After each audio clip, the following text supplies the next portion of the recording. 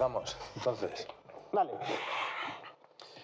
Estamos con Javier Antón, portavoz de Podemos Burgos y cabeza de lista por la misma provincia para las elecciones a las Cortes Generales que se celebran el 15 de marzo en Castilla y León.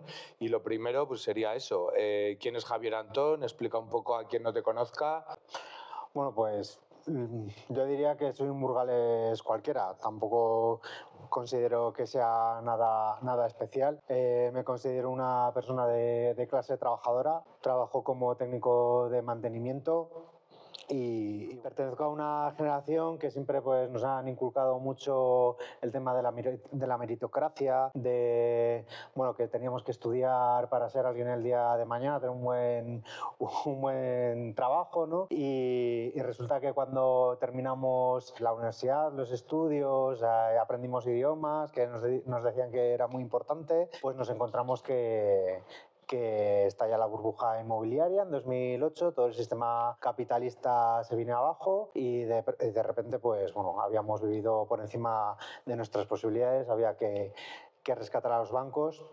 Y bueno, en ese un poco ecosistema yo ya me había politizado en un principio, pues como gran parte de mi generación en el 2003 con las manifestaciones del no a la guerra, de la guerra de Irak, y ya pues a raíz de todo esto de la burbuja inmobiliaria, pues en 2011 participo en el 15M aquí en Burgos con Democracia Real Ya, y es donde me doy cuenta de que cuando la sociedad se moviliza pues es posible hacer temblar el sistema. Pero sí que también veo que es necesario articular una respuesta política, un movimiento político, porque hay que utilizar todas las herramientas que haya a nuestro alcance para poder generar un cambio, ser palanca de cambio real. Y en ese sentido, pues aunque siempre había simpatizado con Podemos, participando como apoderado, etcétera, es a partir de 2023, de las generales, del 23J, que he decidido militar en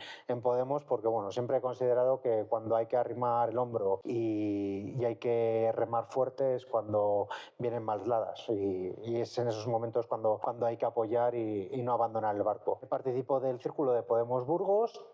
Poco a poco voy realizando pues más contenidos para las redes sociales, poniendo la cara, y la militancia del Círculo de Burgos pues decide confiar en mí a finales de 2024 para ser portavoz. Y decido presentarme a estas elecciones en Castilla y León porque creo que es gente como nosotros y nosotras los que tienen que estar en las instituciones, porque nosotros sabemos lo que es trabajar a turno, sabemos lo que es subir a un andamio, lo que es trabajar de noche, lo que es tener un sueldo precario, lo que es buscar alquiler y alucinar con los precios de la vivienda. Y creo que cuando gente como nosotros y nosotras está en las instituciones no tiene solo un mandato electoral, sino que tiene también un mandato moral de no fallar a la clase trabajadora. Castilla y León, como sabes, es una comunidad que lleva gobernada 38 años ininterrumpidamente por la derecha en diferentes formatos o coaliciones en alguna ocasión. ¿Cómo ves la región después de estas casi 4 décadas? Bueno, pues la veo muy mal. Yo creo que es obvio que Castilla y León no ha hecho más que perder población.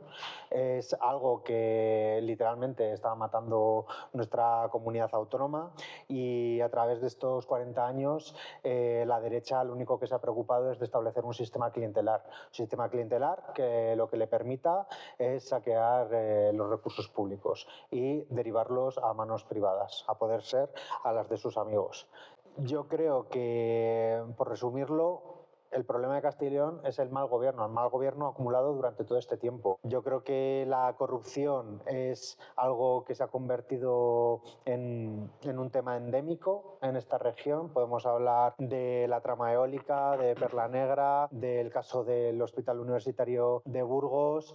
Bueno, y no es solo de ahora, sino que es algo que viene de una trayectoria. Ya pasaba con Juan Vicente Herrera, sigue pasando con Mañueco, porque al final son todo gobiernos continuistas. Mañueco estaba en el gobierno de Herrera y el que venga después de él seguro que es una persona que ahora mismo forma parte de su gabinete. Y para poner freno a esto, yo creo que lo primero que hay que hacer es confiar en nosotras y nosotros, en la gente de Castilla y León. Confiar que nuestra tierra es una tierra de futuro y no una tierra de sacrificio, que es a lo que la quiere condenar la derecha. Después hablaremos un poco más de algunos de los temas que has ido soltando, pero yendo un poco más a lo cercano en el tiempo, ¿qué balance haces más concretamente de la última legislatura de Fernández Mañueco con el gobierno regional?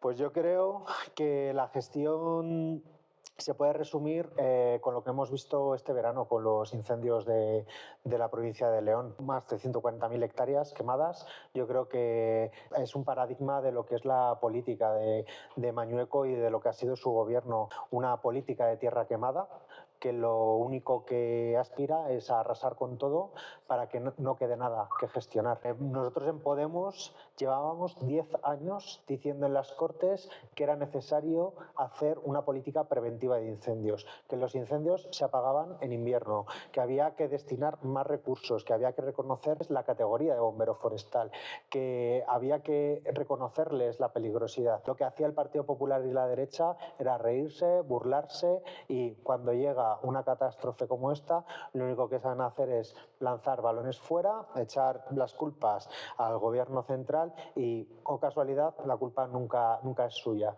Los máximos dirigentes de nuestra comunidad nunca son responsables. Y esa es la gran verdad de todo esto. Estamos gobernados por irresponsables e ineptos. En torno a esto de los incendios, a lo que hacía referencia, como bien decía, se han quemado este verano casi 140.000 hectáreas, 7 veces más que la media de los últimos 10 años. Y hablabas de algunas de las medidas que lleváis tiempo proponiendo. Por ejemplo, últimamente en los medios de comunicación se han visto muchos titulares de que van a contratar a 12 meses a trabajadores del operativo, titulares muy replicados. ¿Qué valoración hacéis de esas medidas? Y si más concretamente puedes proponer alguna más que haríais de cara a futuro. Efectivamente, es importante lo que has dicho, que son titulares replicados, porque gran parte de la información que obtenemos en esta comunidad a través de diferentes medios de comunicación no son más que notas de prensa de la oficina de la consejería de turno. Pero nosotros desde Podemos, nuestra propuesta es muy sencilla: un sistema de prevención 100% público, no con cuadrillas externas, no con fijos discontinuos.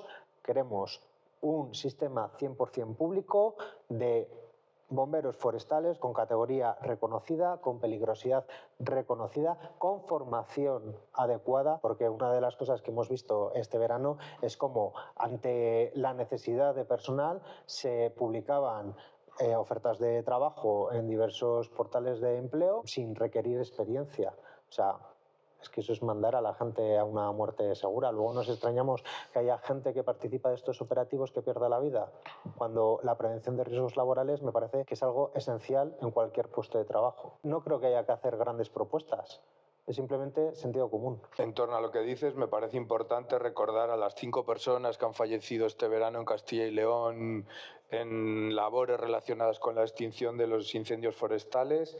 Y acercando un poco más a la provincia burgalesa estos asuntos, también se han registrado asuntos relacionados con el medio ambiente, se han registrado protestas contra los macroparques eólicos en algunas comarcas.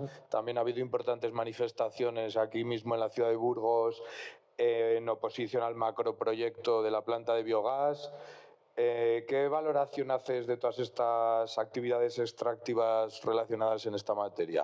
¿Y qué tenéis para proponer en torno a esto? Pues efectivamente son políticas puramente extractivas, que lo que aprovechan es la despoblación de nuestro entorno rural para implantar este tipo de proyectos, que lo único que hacen es degradarlo, aprovechándose de que no hay nadie o no hay demasiada gente que alce la voz en contra de ellos. Esta semana veía que Burgos y Soria concentraban la mayor parte de municipios que habían sufrido cortes de agua a consecuencia de un alto grado de nitratos. Y esto viene a consecuencia de macrogranjas, que son las que dan la materia prima a macro plantas de biogás, como las que se quiere poner en Villa Gómez, que aludías a ella, como las que han querido poner en Milagros, en Fuente Césped, bueno, en diferentes puntos de nuestra comarca. Y esto es una política que, bueno, el propio Elon Musk hace estos días se ha referido, ¿no?, a la España rural como un punto en el que se podrían instalar macro huertos solares, etcétera. Al final, este tipo de propuestas no fijan empleo en la población, porque al final la gente que trabaja ahí no vive en ese entorno. Lo que hace es degradar nuestros entornos y lo que hace es que nuestro entorno rural, nuestro medio ambiente se degrade cada vez más. Y al final yo creo que es obvio que tenemos que cuidar tanto el medio ambiente natural como el medio ambiente social, porque eso nos procura a todas y a todos una mejor calidad de vida. ¿Nuestra propuesta cuál es? Pues nuestra propuesta es que Burgos no necesita más macroparques de energía eólica. Somos una de las provincias, creo que es la tercera provincia del Estado, con más aerogeneradores instalados. Más o menos venimos a producir en energía eólica 2 veces la energía que venimos consumiendo. No es necesario que Burgos siga albergando este tipo de proyectos, más cuando está claro que la energía que aquí se genera no es para dar servicio a nuestra provincia. Viendo la energía generada a través de diferentes parques eólicos, vemos que en Madrid no hay ningún parque eólico, cuando sin embargo es la comunidad, en este caso uniprovincial, de la zona que más demanda tiene. Las energías renovables son positivas, pero desde luego no así. Nosotros apostamos por eficiencia energética, eso en primer lugar. Y en segundo lugar, por comunidades energéticas, por redes de calor, por ese tipo de propuestas que nos ayuden a avanzar hacia un modelo de eficiencia energética y de generación energética en el punto donde se consume. Escuchaba hoy que ya en el CIS la vivienda es la primera preocupación. Todos los indicadores de precios señalan que en Castilla y León también está subiendo, tanto la vivienda nueva como la de segunda mano como la de alquiler. Según los datos del propio informe del Consejo de la Juventud de Castilla y León, señalaban que solamente el 13,8% de los jóvenes hasta 29 años se puede emancipar y los que pueden emanciparse tienen que dedicar el 61,2% de sus ingresos solamente al pago del alquiler de la vivienda, casi 2/3 de sus ingresos dedicados a esto. Es un problema evidente. ¿Cómo hemos llegado a esta situación y qué proponéis para revertirla, teniendo en cuenta que las comunidades autónomas tienen importantes competencias en esta materia? Bueno, ese informe que mencionas también dice que hasta los 40 años la gente en Castilla y León no consolida su lugar de vivienda. Esto es importante. ¿Cómo hemos llegado a esta situación? Pues yo creo que hemos llegado a través de un modelo habitacional que precisamente es el que hay que combatir. Nos han metido en la cabeza que hay que ser propietarios y yo creo que si la gente reflexiona un poco sobre ello, cuando imaginamos nuestra vida, nuestro proyecto de vida, obviamente nos imaginamos un hogar, pero no es necesario un título de propiedad para acceder a ese hogar. Lo que pasa es que el sistema actual ha hecho que la única vía posible para que podamos tener un hogar estable en el que podamos, pues, formar una familia o desarrollar el proyecto vital que deseemos, tengamos que pasar por ahí. Lo que nosotros proponemos es romper con ese sistema habitacional, con ese modelo habitacional, porque ese es el problema. Al final, las ayudas directas al alquiler no funcionan. Todo eso son medidas a corto plazo que lo único que van a hacer son parches. Y pueden ser de ayuda, pero se necesita un plan a largo plazo. Plan a largo plazo me refiero a 20, 25 años, que nos permita atacar el modelo habitacional. Y para mí ese modelo a largo plazo pasa inevitablemente por un parque de vivienda pública. Un parque de vivienda pública en el que garanticemos que cualquier persona Me da igual los ingresos que no tenga una vivienda en propiedad, pueda acceder a una vivienda pública de alquiler asequible y equitativo. ¿En qué situación ves que está la sanidad de Castilla y León? ¿Cómo funciona el UBU, el Hospital Universitario de Burgos? ¿Y qué te parece su funcionamiento? Bueno, la sanidad, como te apuntaba antes, yo creo que es uno de los puntos en los que la corrupción que impera en esta comunidad es más patente. Y yo creo que aquí en Burgos tenemos un ejemplo muy claro, que es el Hospital Universitario de Burgos. Un hospital que en la licitación original se preveía que costase 242 millones de euros. Si no recuerdo mal, el canon anual que se preveía era de 38 millones de euros y apertura en 2009. A pesar de haberse retrasado 3 años la apertura, las empresas que licitaron y que recibieron la concesión no recibieron ningún tipo de penalización y a día de hoy ya estamos en un canon anual de 90 millones de euros. Y esto quiere decir que a este paso ese hospital va a terminar costando 2.000 millones de euros. Que sí, que toda inversión en sanidad es positiva, pero hombre, un poco con cabeza. No es normal que un hospital como el Hospital Universitario de Burgos vaya a costar a todas las ciudadanas y ciudadanos 2.000 millones de euros. Luego leemos en los medios de comunicación la cantidad de dinero que se invierte en sanidad y no entendemos cómo es que con todo ese dineral hay unas listas de espera de meses, meses y meses, y no años, no hay dinero para contratar personal sanitario, etcétera. Pero claro, el problema es que la gente no sabe cómo funciona el Hospital Universitario de Burgos. La gente no sabe cómo funciona esa gestión privada de un hospital público.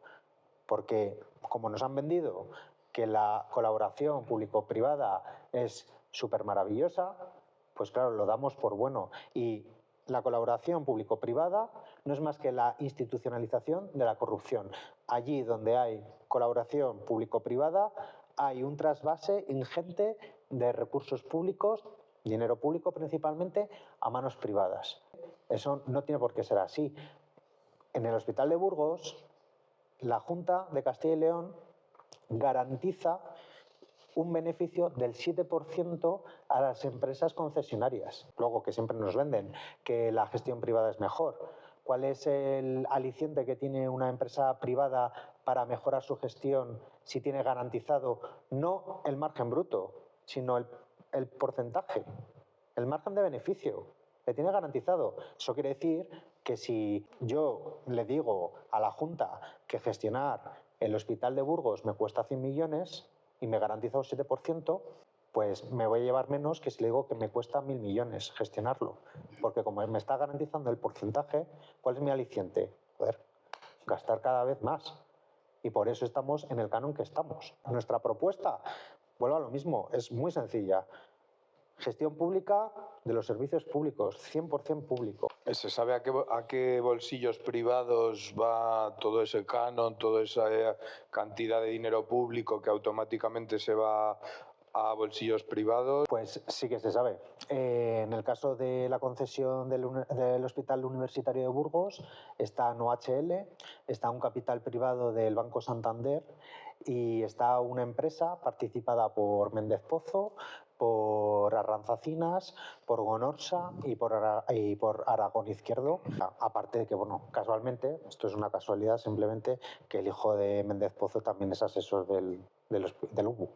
Y vamos, no sé si tenéis estudios hechos o algún ejemplo muy concreto, pero con todo ese dineral, si se dedicara 100% a la sanidad pública, se podría gestionar, o sea, se podría dar un servicio mucho más importante, de mayor envergadura, sin derivar a gente a la privada como hacen permanentemente. Pues sinceramente creo que no hace falta hacer ningún estudio. Yo creo que cae por su propio peso, que eso es evidente. Ya se decía no hace demasiado que el Hospital Universitario de Burgos iba a costar 1.000 millones de euros y se ponía esta cifra como ejemplo del disparate. Estamos hablando de 2.000 millones de euros, pues es que el disparate ya es, no sé cuál sería el adjetivo, porque mayúsculo creo que se queda corto. ¿Hay corrupción en Castilla y León? Pues como te decía antes, yo creo que es la seña distintiva de Castilla y León, y desgraciadamente porque llevamos gobernados durante casi 40 años por un partido corrupto como es el Partido Popular. Te mencionaba antes la trama eólica. La trama eólica es una corruptela en la que participaban altos cargos del gobierno de la Junta, de Juan Vicente Herrera y de Fernández Mañueco, que era a la sazón secretario general del Partido Popular en ese momento, en la que el consejero de Economía de ese momento, Tomás Villanueva, y su viceconsejero, Rafael Delgado, pues exigían dinero a empresarios que querían instalar parques eólicos en la comunidad de Castilla y León para conseguir la licencia administrativa. Ha salido el juicio y han condenado al viceconsejero porque el consejero pues falleció y no se le ha podido condenar. Pero como pues está el caso Perla Negra, que es un caso de corrupción urbanística, está el caso de Radio Televisión Castilla y León. Radio Televisión Castilla y León debería ser un ente público, pero bueno, hay dos personas en esta comunidad, que son Méndez Pozo y Ulibarri, que todos los años reciben 24 millones de euros por la concesión de esa televisión que debería ser pública. Ya vemos las dimensiones de este sistema clientelar que comentaba al inicio. De hecho, fíjate cómo será el tema de los medios de comunicación, porque bueno, creo que todo el mundo sabe que Méndez Pozo es el dueño del diario Burgos y Promecal. ¿Cómo será el tema que en esta legislatura conseguimos aprobar, a pesar del voto en contra del Partido Popular, la ley de medios, que es una ley que, fíjate el disparate que es, que pretende que ningún medio de comunicación que haya sido condenado por publicar una noticia falsa pueda recibir una subvención pública o ser receptor de publicidad institucional. Otra de las vías por las cuales se desvía dinero público a manos privadas para manejar y controlar la información. ¿Se cumplirá esa ley? Pues la Junta de Castilla y León está intentando no hacerlo. De hecho, pues bueno, ya en los últimos presupuestos para la concesión de RTV CIL ya los aprobaron sin tener seguro cómo iba a afectar esta ley, pero bueno, los aprobaron igualmente. Decías que la corrupción es la seña de identidad del Partido Popular en Castilla y León. ¿Por qué no existe esa sensación en amplias capas de la población? A mí me han llegado a decir alguna vez, varias veces, que aquí no hay corrupción. No, es que vamos a lo mismo. ¿Quién habla de corrupción en Castilla y León? Estos días veía que a Méndez Pozo le habían dado una medalla por su contribución al bien común a una persona que en el 92 fue condenada por prevaricación en el caso de la construcción, otro caso de corrupción vinculado al Partido Popular. Si estamos dando medallas a gente que ha pasado por la cárcel, que está condenada por prevaricación, si no hablamos de ellos, si la gente no lo lee en los medios, pues claro, la gente no lo va a percibir. Al final, a los medios de comunicación se les llama al cuarto poder por precisamente el poder que tienen de generar opinión pública y de dirigir a la opinión pública en función de las noticias que publican. Con todo lo que vas diciendo, extraigo un poco de tus palabras, que obviamente si me equivoco me corriges, pero frente a todo ese bloque económico, inmobiliario, mediático, político, que trasciende las siglas del PP, ¿crees que hay una alternativa a la altura ahora en estas elecciones del 15 de marzo para plantar cara a todo ese bloque tan poderoso? La alternativa no puede ser seguir votando al PP. Seguir permitiendo que saquen los recursos públicos, que se rían en nuestra cara, como Suárez Quiñones con el tema de los incendios, básicamente diciendo todavía tenemos tiempo para comer, o la administración soy yo, pues es que esto hay que cortarlo por lo sano. Claro, esta gente luego son los que promueven el discurso de la antipolítica, de los de todos son iguales, etcétera, etcétera. Y hay que decirle a la gente que no, todos no son iguales. Los que no somos iguales somos la izquierda valiente, que no es nada fácil ser un técnico de mantenimiento y estar diciendo es que Méndez Pozo no sé qué, no sé cuál. Pero los que tienen mucho que perder son ellos y son los que no se van a enfrentar. La alternativa es no seguir instalados en el mal menor y apostar de una vez por nosotros y por nuestro futuro. Pues nada, muchas gracias y suerte el día 15. Ya, muchas gracias. Está, adiós.